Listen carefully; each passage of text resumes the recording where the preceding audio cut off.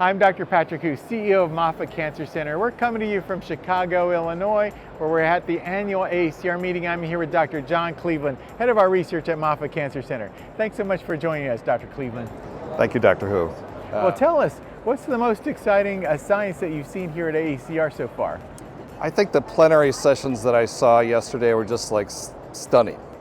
The talk by Paul Michel out of Stanford on extrachromosomal DNA and what it really means in terms of the evolution of cancer resistance, what it means in terms of escape from immune therapies was just really quite remarkable. He's teamed up with another investigator at Stanford who's also remarkable, Howard Chang, and these guys are a dynamic duo and are really changing how we understand the evolution of tumors and showing that it's not really Darwinian. It's very, very dynamic and complex because so many tumors have extrachromosomal DNA, and these things basically can regulate the trajectory of tumors in response to therapies. And so it's just a remarkable new field, and elements on one extrachromosomal piece of DNA can interact with elements on another, like an enhancer on one and promoter on another, to drive expression of these genes. And so these things can be inherited and selected for by tumor cells. And so it was just like a jaw-dropping body of work. I think also quite remarkable was the body of work that Kevin Chokat talked about in terms of the development of RAS inhibitors over the last couple of decades. And so he went through all of his groundbreaking chemistry and collaborations that he's fostered. This was led by the NCI initiative led by Frank McCormick to drive really, drugging the undruggable RAS proteins. And the advances that have been made there are just incredible. And there's a huge RAS session on new inhibitors today, and it's just the field has exploded. And so patients that have RAS mutations, like pancreatic cancer patients that had no chance for therapies, are now seeing responses to these drugs. And they're making them all very selective for each individual mutation of all the RASs, and they'll hit all 3 RAS family members. So it's a new day, I think, for cancer therapy and small molecules for RAS therapeutics. This is a total unmet need. It's really exciting because one of the most common changes in a cancer is of the RAS oncogene, and now it was considered for many years untargetable, and now it's being targeted. Yeah.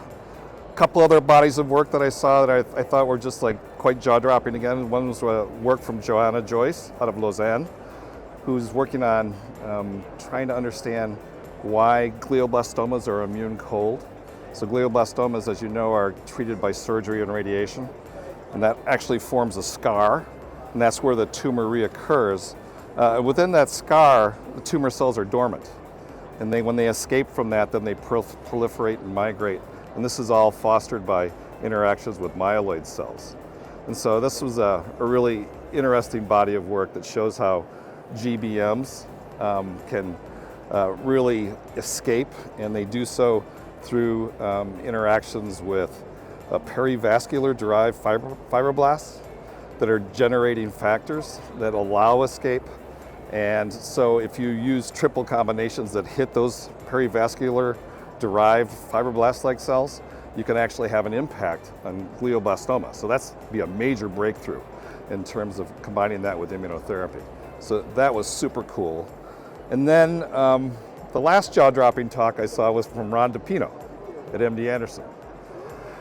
And Ron went through his work on tumor suppressors, but he ended up talking about telomerase and the functions of TERT that are independent of telomerase activity, showing that it forms a complex with mediator, and doing so can regulate transcriptional programs that are manifest in aging. He basically showed that you can actually reverse aging by targeting TERT with a small molecule. So he partnered up with investigators at Scripps to generate a small molecule, and that molecule is called TAC. Can actually reverse immunosenescence. So I was like, that was a new one for me as well. And so I wasn't up on that literature, but now I sent it to all my postdocs to get on the stick and say, like, we got to investigate this. It's really exciting because it's possible we could use this to decrease immunosenescence and then increase immunotherapy responses in cancer patients. So it's very applicable. Yes. And it's really great picture of how basic science can affect translational science in cancer patients in the end.